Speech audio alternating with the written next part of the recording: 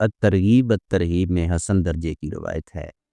نبی صلی اللہ علیہ وسلم نے فرمایا، ایک شخص جنت میں داخل ہوا، اس کے دروازے پر لکھا ہوا دیکھا، صدقہ کرنے سے 10 گنا اور قرض دینے سے 18 گنا ثواب ہوتا ہے۔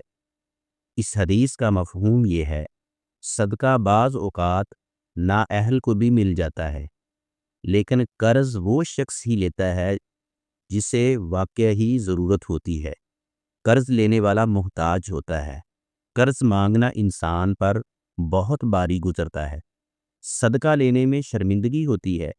قرض دینے سے مدد بھی ہو جاتی ہے اور لینے والے کی عزت بھی قائم رہتی ہے۔ قرض باہمی اعتماد، بھائی چارہ اور دلوں سے محبت پیدا کرتا ہے۔ اس وقت لوگ اس خوف سے کسی کو قرض نہیں دیتے کہ واپس نہیں کرے گا۔ عدم اعتماد کی فضا پیدا ہو گئی ہے۔ لوگوں کے خود ساختہ لالچ اور ایک دوسرے کا وقت پر روپیہ پیسہ واپس نہ کرنے کی وجہ سے، جس کی وجہ سے لوگ سود خوروں اور بینکوں سے سود پر قرض لیتے ہیں، جس سے غریب، حقدار اور مجبور کی زندگیاں برباد ہو جاتی ہیں۔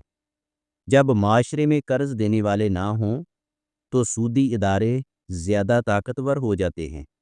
لہٰذا کسی بھی واقف بہن بھائی، رشتہ دار، دوست احباب جو سچ بولتا ہو اور حقدار بھی ہو، اسے اپنی حیثیت کے مطابق قرض دینا چاہیے۔